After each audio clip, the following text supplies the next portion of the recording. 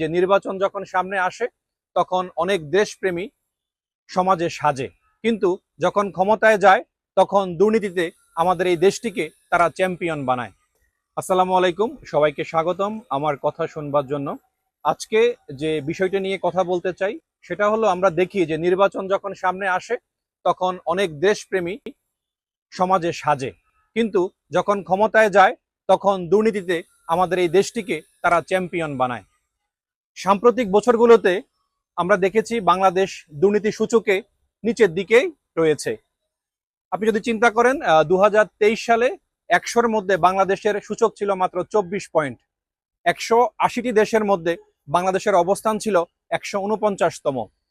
আন্তর্জাতিক সংস্থা ট্রান্সপারেন্সি ইন্টারন্যাশনালের সূচকে অনুযায়ী 2001 সাল থেকে 2005 সাল বাংলাদেশ টানা 5 বছর দুর্নীতিতে চ্যাম্পিয়ন হয়েছিল।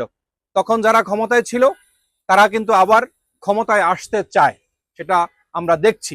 অর্থাৎ শাসকরা যখনই দেশপ্রেমের বুলি মানুষকে শোনায়, বিশ্ববাসীর কাছে আমরা দুর্নীতির দেশ হিসাবে তখন পরিচিত হই। এই দুর্নীতির কারণে বাংলাদেশের কিন্তু অনেক জায়গায় প্রভাব পড়ে। তার মধ্যে আমি যদি বলি অর্থনৈতিক প্রভাব, বিশ্বব্যাংকের হিসাবে দুর্নীতির কারণে বাংলাদেশের জিডিপির প্রায় 2.3% ক্ষতিগ্রস্ত হয় প্রতি বছর।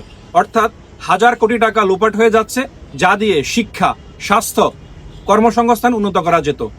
উদাহরণস্বরূপ আমরা ফ্যাসিবাদ আমলে, স্বৈরশাসকের আমলে দেখেছি পদ্মা সেতু প্রকল্পে দুর্নীতির অভিযোগে বিশ্বব্যাংক অর্থায়ন বন্ধ করে দিয়েছিল। এর পরে হলো সাধারণ মানুষের ক্ষতি। দুর্নীতির কারণে উন্নয়ন প্রকল্পে খরচ 2 থেকে 3 গুণ বেড়ে যায়, যার বোঝা জনগণের ট্যাক্সের টাকা থেকে তোলা হয়। স্বাস্থ্যসেবায় ঘুষ না দিলে সেবা মেলে না, চাকরিতে ঘুষ ছাড়া পদ পাওয়া যায় না, বিচার ব্যবস্থায় ঘুষ ছাড়া ন্যায় বিচার পাওয়া খুবই কঠিন হয়ে পড়ে। সর্বশেষ এর ফল ভোগ করে সাধারণ মানুষই। বাজারে দ্রব্যমূল্য আকাশ ছোঁয়া, জীবনযাত্রা মানুষের জন্য খুবই কষ্টকর হয়। আপনারা দেখবেন নির্বাচনের সময় রাজনীতিবিদরা শহীদদের নাম নেয়, দেশপ্রেমের স্লোগান দেয়, উন্নয়নের প্রতিশ্রুতি দেয়, কিন্তু ক্ষমতায় গিয়ে তারা কিন্তু লুটপাট চালায়, টাকা পাচার করে আর দুর্নীতির প্রতিযোগিতায় মেতে উঠে। কয়েকটি গবেষণায় দেখা গেছে গত 15 বছরে বাংলাদেশ থেকে প্রায় 10 থেকে 12 বিলিয়ন ডলার অবৈধভাবে বিদেশে পাচার করা হয়েছে। সর্বশেষ আমি যে কথাটি বলতে চাই সেটি হলো, দেশপ্রেম শুধু মুখের বলি নয়, আমাদেরকে আসলে কাজে প্রমাণ করতে হবে। জনগণের শক্তি পারে এই ভণ্ড দেশপ্রেমের রাজনীতিকে পরাজিত করতে।